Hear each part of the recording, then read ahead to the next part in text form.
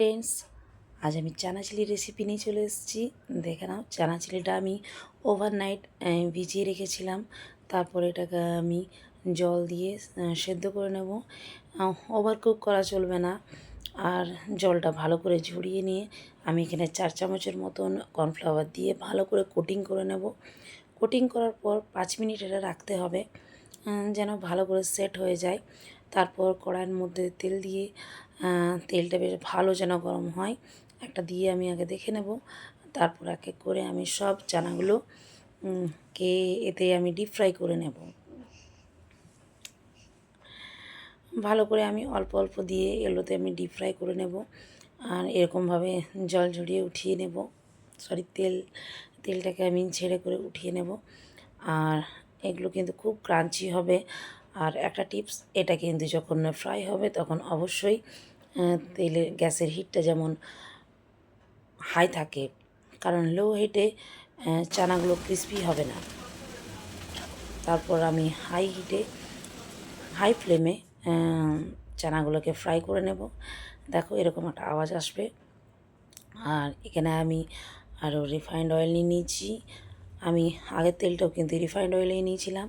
প্রথমে রসুন কুচি নিয়ে নিলাম। আর কর্নফ্লাওয়ার এখানে 2-3 চামচের মতন কর্নফ্লাওয়ার নিয়ে নিয়েছি।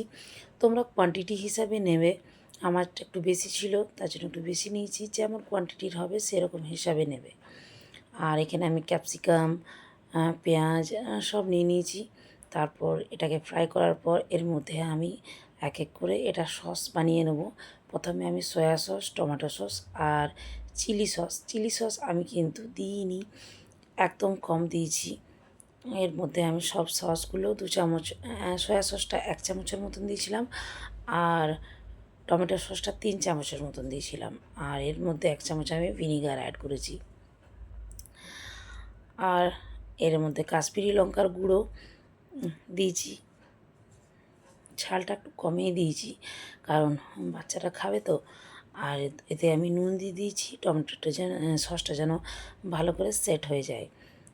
আর যে সস আমি কর্নফ্লাওয়ারটা গুলেছিলাম ওটাও আমি দিয়ে দেবো এর মধ্যে। কর্নফ্লাওয়ারটা দেওয়ার পরে কিন্তু এটাকে কন্টিনিউ নাড়তে হবে, নাহলে এক জায়গায় থিকনেসভাবে বসে যাবে। এরকমভাবে হয়ে যাওয়ার পর ভেজে রাখা যে চানাগুলো ছিল ওগুলো আমি দিয়ে দেব।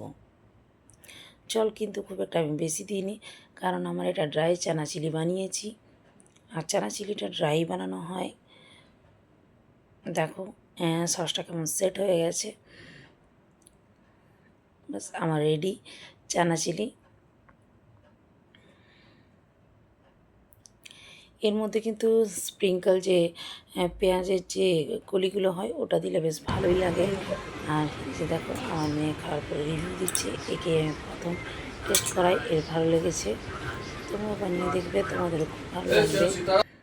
আর কেমন লাগলো আমার রেসিপিটা অবশ্যই আমাকে জানাবে। Thank you so much.